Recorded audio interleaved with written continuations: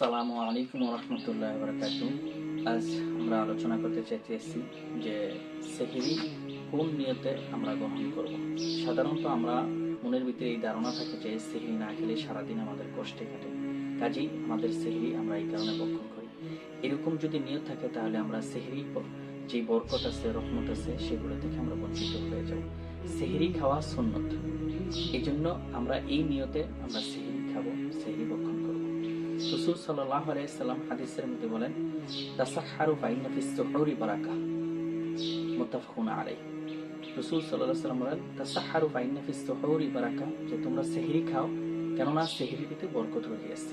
এই হাদিসের আলোকে বোঝা গেল সেহরি খাওয়ার সময় আমরা এই নিয়তে যদি সেহরি খাই যে সেহরি খাওয়া ভিতরে বরকত রয়েছে, তাহলে কিন্তু আমরা সেহরি খাওয়ার বরকত অর্জন করতে পারবো।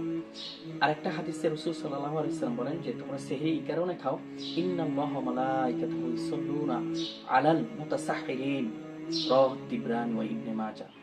রাসূল সাল্লাল্লাহু আলাইহি সাল্লাম বলেন যে যারা সেহরি খায়, আল্লাহ সুবহানাহু ওয়া তাআলা তাদেরকে রহমত দান করেন, সুবহানাল্লাহ, এবং ফেরেশতারা তাদের জন্য রহমতের দোয়া করতে থাকে। তাই আমরা সেহরি এই কারণে খাবো যে সেহরি খাওয়ার ভিতরে রহমত আছে, সেহরি খাওয়ার ভিতরে বরকত আছে, এই জন্য আমরা সেহরি খাবো।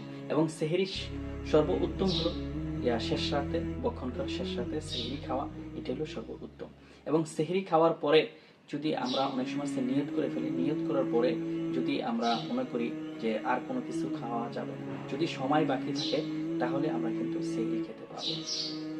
আল্লাহ তাআলা আমাদের সবাইকে উত্তমভাবে রোজা রাখার এবং সেহরি ভক্ষণ করার তৌফিক দান করুক। আমিন। ওয়া আখিরু দাওয়ানা আলহামদুলিল্লাহি রাব্বিল আলামিন।